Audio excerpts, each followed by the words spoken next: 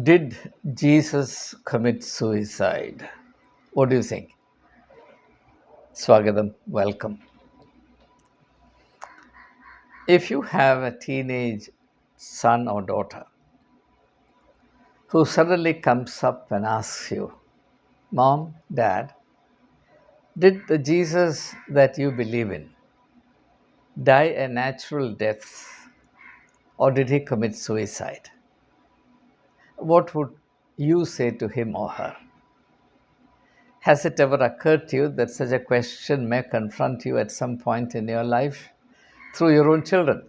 You need to, because unlike us when we were growing up, our children are growing up in the internet and social media age, where they are exposed to all kinds of thoughts, all categories of opinions, which is not a bad thing. What is bad is that we haven't developed the resources and the context for helping them to wade through this ocean of information in a sensible, wise, and life affirming way. Therefore, the larger the information available, the greater could be the moral, spiritual, and human confusion to which our children could be vulnerable. And therefore, through this video, I seek to urge you very humbly to consider an aspect of our life which cannot be escaped. As parents, we need to equip ourselves to minister to our own children. We cannot any longer expect that the church would minister to them or the church would have the means, the wherewithal to help our children through, or even that our children would listen to or receive help or guidance from the church if at all it's available. All right. Now, suppose your child is surfing the internet. He or she will come across a page like the one I have opened in front of me. It is this that enables me or challenges me to do this video. Uh, the question is, did Jesus commit suicide? Did Jesus commit suicide? And here is a person called Mohan Gambhir who has posted his opinion on the matter. And I'll just quickly go through, then offer my comments, not specifically on what he says, but my overall idea about this issue. Mohan Gambhir says that it was a suicide, that Jesus committed suicide, which is a fashionable point of view. This idea did not originate in Gambhir. There are very, very respected, reputed Christian thinkers, so nominally Christian thinkers, who gained a lot of reputation and popularity in the decades gone by articulating this perspective of this new theory. After all, the modern age, people living at the present time are always craving for something new, novelty, and therefore, whatever sounds novel or new to them would attract them. Anyway, let me read out what he has written. Jesus' actions and preachings led to the eventual act of crucifixion, and he was aware that it may turn out to be the cause of his killing. It is like signing up as a soldier. Second point. But he did that with courage. Third, courage is the last thing that comes to mind when you think of suicide. He's saying, according to Gambhir, a person who commits suicide must have great courage. I am afraid he does not know what suicide means. Suicide is an act of cowardice. Well, since that is not the main point of my argument, I'm not going to spend any further time on this. If it has to be termed, it can be classified as martyrdom or even sacrifice. He says, if you don't want to call it suicide, which is what it is, you can call it martyrdom or sacrifice. He does not know what martyrdom is. He does not know what sacrifice is. He does not know what suicide is. But opinions are very generously shared in the social media.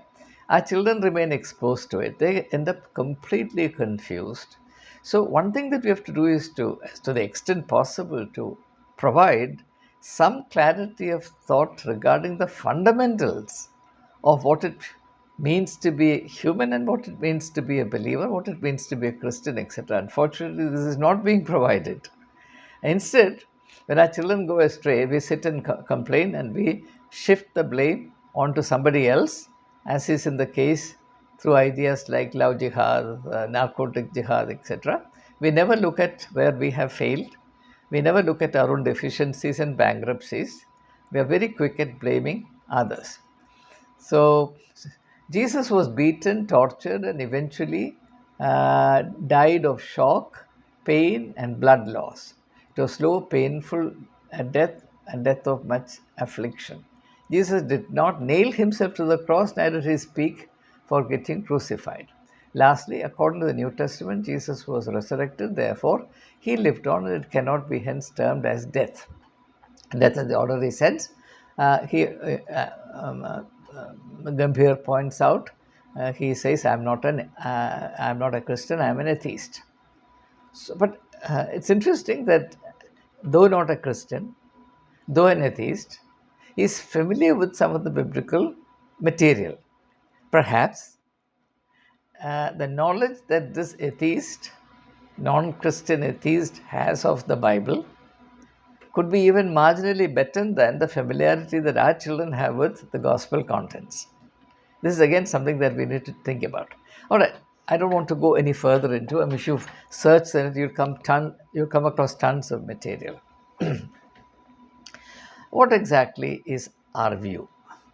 Let's examine the facts. First of all, from the very beginning of his ministry, Jesus was aware of the fact that death would be the inevitable outcome of his mission.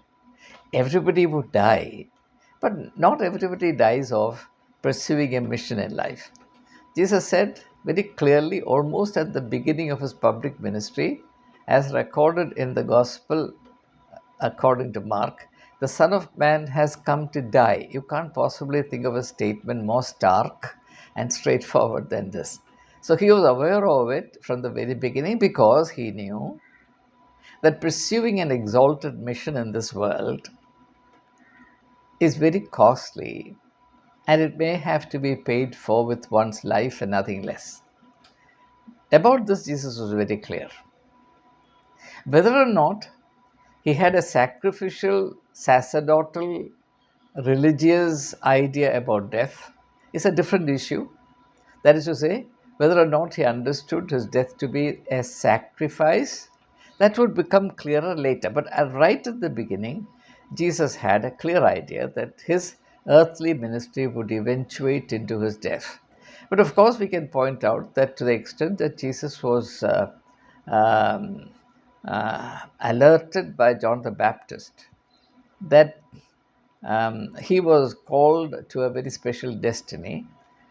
In the very first chapter of John's Gospel, we find John the Baptist responding to Jesus in this manner. As he sees Jesus coming towards him, he says, "Behold the Lamb of God that takes away the sin of the world." Behold the Lamb of God. Therefore, the sacrificial overtone is very clear in the perception of John the Baptist. But Jesus does not use this idea, he does not repeat it, he does not hammer this idea until the very end. By the 10th chapter of Mark's Gospel, this idea surfaces. Gospel of Mark, chapter 10, verse 45. The Son of Man has come not to serve, but to be served. Not to be served, but to serve, and to give his life as a ransom for the sins of the world. So by then, this idea is very clear. Now, the second thing is, Jesus was also clear that the path that he was pursuing was completely different and provocatively different from the rest of the world. In the 10th chapter of Matthew's Gospel, as he instructs his disciples on their being sent out, Jesus says, "Everybody will despise you. Even your dear and near ones will rise up against you. You'll be betrayed by your brothers and your sisters. And there will be people who think that killing you will be doing a great service to God.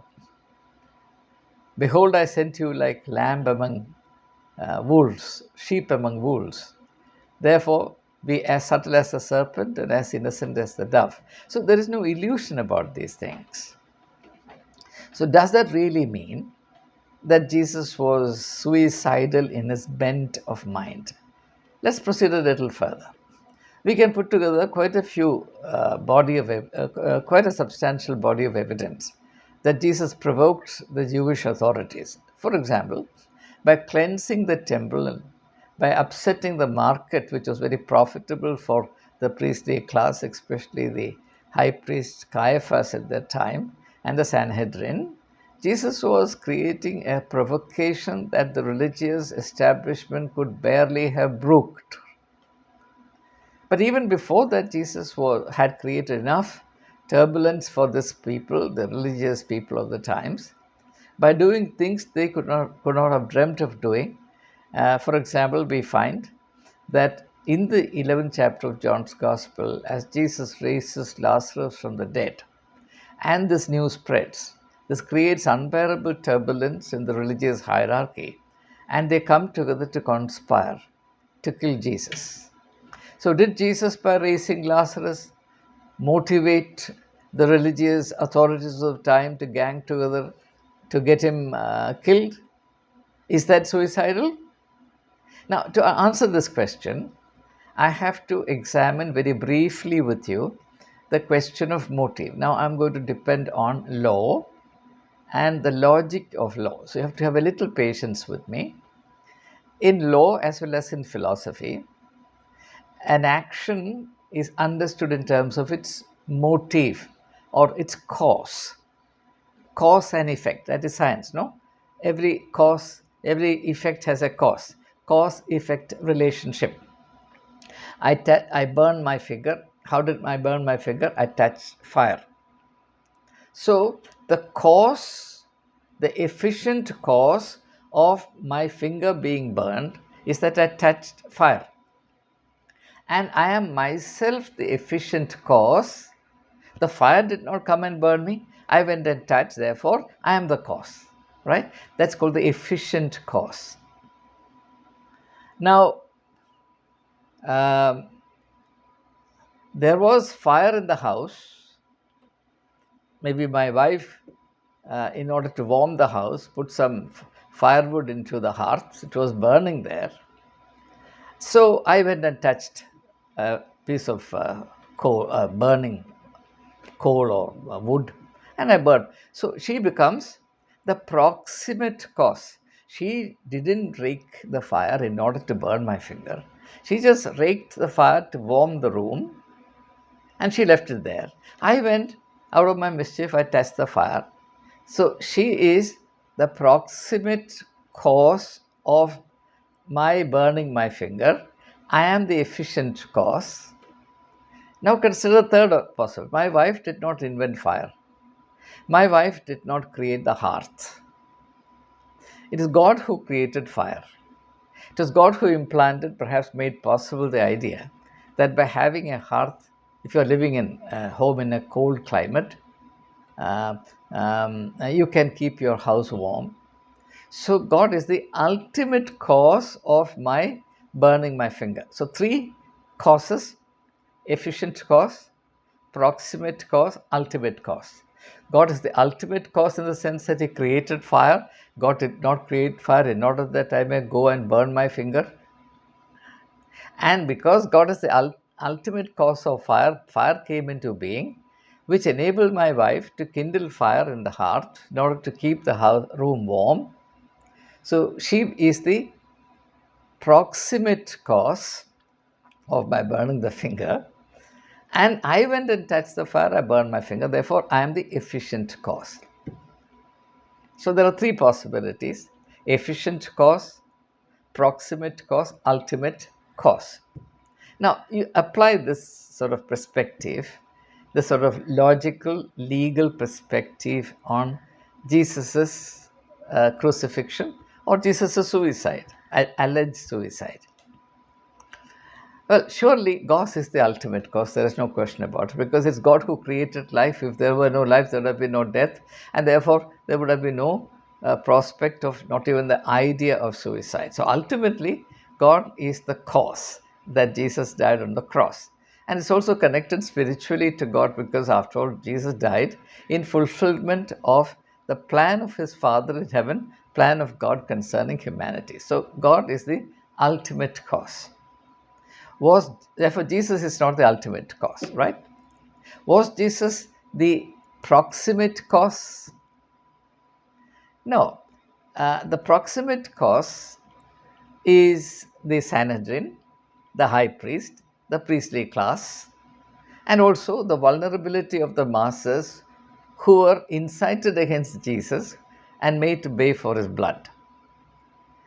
The proximate cause was also one of the disciples called Judas Iscariot, who sold his master for 30 pieces of silver. The proximate cause was also Pontius Pilate, who, exercising the authority of Rome, handed over Jesus to be crucified. So Jesus is not responsible for any of these things because Jesus did not create Judaism. Jesus did not create the masses. Jesus did not indoctrinate the masses. Jesus did not create the Roman Empire. Jesus did not appoint a weakling called Pontius Pilate to be the procurator of Judea, and therefore a person invested with the authority of life and death over Jesus. So Jesus did not influence Pontius Pilate's verdict. Now, was Jesus the efficient cause? Did Jesus go and demand that he be crucified? No, he didn't do that. On the other hand, we find him agonizing over it in the Garden of Gethsemane, where he falls down, sweats blood, and prays, Father, if it be possible, let this cup pass over me, but not my will, but thine be done. So, by no stretch of imagination can this be considered suicide. But this could easily be mistaken for suicide from a worldly perspective because there is a certain touch of outlandishness, excess, excessiveness, far beyond the ordinary run of things. It is not often that you come across somebody who dares death in order to bring what is good and beautiful and true and of lasting value to other fellow human beings. What is natural to humanity, people at large, is to live only for themselves. And therefore, to try and avoid even inconvenience, leave alone extreme suffering of this kind. Therefore, it bamboozles, it confuses, it befuddles ordinary human sense that a person at the prime of his life can actually give himself over to a cause so passionately, completely, overwhelmingly, knowing that the final outcome would only be death. So I can understand why it seems suicidal to the worldly logic, because if you judge the heroes of all ages by your standard, then they're all foolish people. For example, think of Edmund Hillary and Tenzing Norgay, who assaulted the Everest, braving their life. They could have died. Suppose they had died in the process, you would have said, foolish, suicidal, right? But because they were successful, we sing and praise them as great heroes of human enterprise, the heroic spirit, the conquering spirit. And the same can be said about, all the great seafarers who discovered various countries and continents, great men and women of science who risked their life to effect breakthroughs from which humanity continues to benefit, so on and so forth. Or even the great heroes of human morality or human spiritual enlightened in the past, all of them had to pay a very heavy price. Now let's consider another example which is not typically spiritual or religious. It is spiritual but not religious, Socrates. And I've made many references to Socrates in my past videos. The one example that can actually be cited as suicidal is that of Socrates. But nobody ever mentioned suicide in the case of Socrates, which is very interesting. After all, Socrates drank hemlock himself though by law it was the duty of the jailer to administer hemlock to him. Socrates, out of consideration for the conscience of the jailer, he said, "No, you don't administer the poison. I will drink it myself, so that you are absolved of any sense of guilt." So he drank the poison himself. Was it suicidal? No. Why not? That same question applies to Jesus. Uh, I can offer a large number of arguments. I'm going to, in the interest of clarity and brevity, I'm going to focus on just one argument, and that is, you think of any suicide. A suicide confronts you or strikes you as an instance of utter waste. No good ever emerges from a suicide. Suicide is an act of cowardice. A person commits suicide when he finds himself utterly inadequate for the challenge of being alive. When a person comes to a conclusion that he or she is utterly unfit for the adventure of life, he or she takes to the easy path of suicide. Living bravely is any day more difficult and a greater and a more daunting challenge than committing suicide, which is the exit route from the challenge of being alive. So, to associate bravery with this, I believe, does gross injustice to the logic of life, and that has to be renounced, rejected altogether. But the point I want to argue more compellingly is this, that suicide is a picture of total waste. No good, nothing positive ever emerges from any instance of suicide. Rather, it results more in the corruption, degradation, and the weakening of human life. It devastates the immediate relatives. It leaves a negative picture about life in the minds of those who are not relatives, so on and so forth. Um, Whereas the death of Jesus Christ, rather than constitute a picture of waste, of negativity, becomes a celebration of life, an example of ultimate positivity, something that affirms, ennobles, beautifies, sustains, inspires life, something that continues to challenge people to struggle towards and attain life in its fullness. Such a life, no matter how it ended or the manner of its ending, cannot be termed suicidal without doing gross injustice to language. Rather than a denial of life, it's the ultimate affirmation of life. And the willingness to court this end, the willingness to accept this end, does not indicate any degree or any element of life weariness. The technical word is ennui, ennui, Ennui. It's a French word, ennui, life weariness, Ennui, pronounced ennui, life weariness. Jesus was not weary of life, rather, he was pulsating with the passion for life till the very end. A person who was weary of life could not have said what Jesus said from the cross, the 7 words from the cross that humanity all over the world meditate on Good Friday in order to derive unwavering, undiluted inspiration for life. It cannot be. So, I don't say this as a partisan to Christian belief. I speak from purely logical point of view.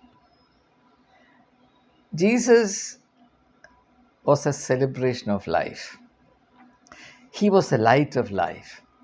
He was the bread of eternal life. He was a living water. Everything about him radiated life. That was the healing power of his personality. If you and I can develop this ebullience of life, radiating as light through our personality, then we too will have the same kind of healing effect on others. Anyone who has developed his personality, his inner being in the manner that Jesus did, up to even 5% of the extent that Jesus did, will have a healing influence on others. Lepers may not be cleansed, the dead may not be raised, but drooping spirits will be revived. Human negativity will disappear, and a new hope and a new enthusiasm will be born. Make no doubt about it. You and I can develop a positive spirit by which we can inspire positivity and commitment to life, enthusiasm for life in others. In fact, the one thing that parents must do if they love their children is to cultivate the spirit of positivity. And the one thing they must avoid doing if they love their children is harboring the spirit of negativity, which poisons them and cripples them before they assume wings. That's why many children are denied, even from birth, the right to fly.